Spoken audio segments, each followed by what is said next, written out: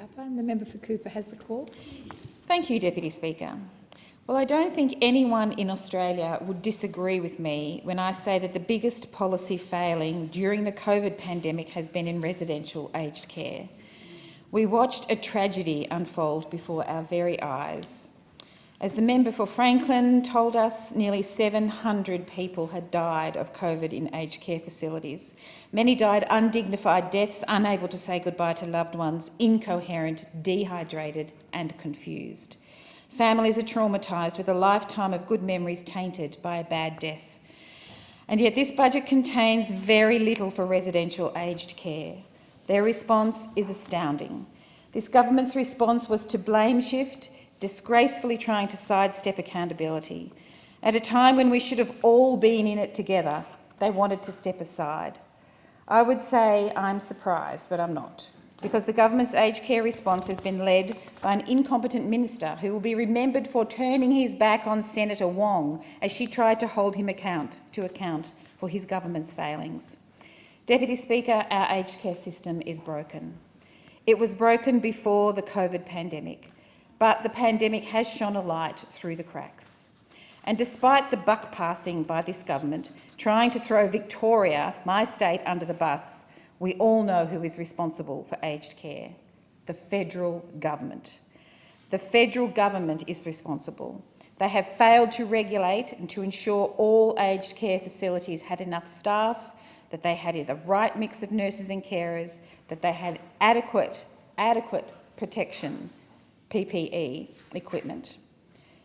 The federal government and some providers failed to provide workers with a secure job or decent pay, so infection spread as workers had to move across several facilities. There was, I admit, a feeble attempt to halt this, but many providers who tried to do the right thing by their staff said that the efforts were weak. They failed to heed the warning calls about how to control a COVID outbreak, and there were so many.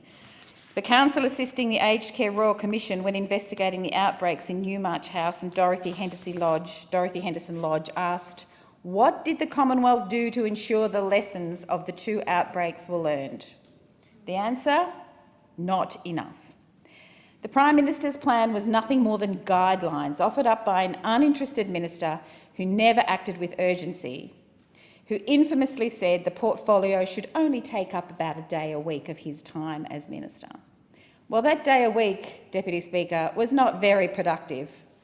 His so-called plan failed. It's a nonsense to say otherwise. Actually, it's an insult to say otherwise. Deputy Speaker, the title of the Royal Commission's interim report was Neglect.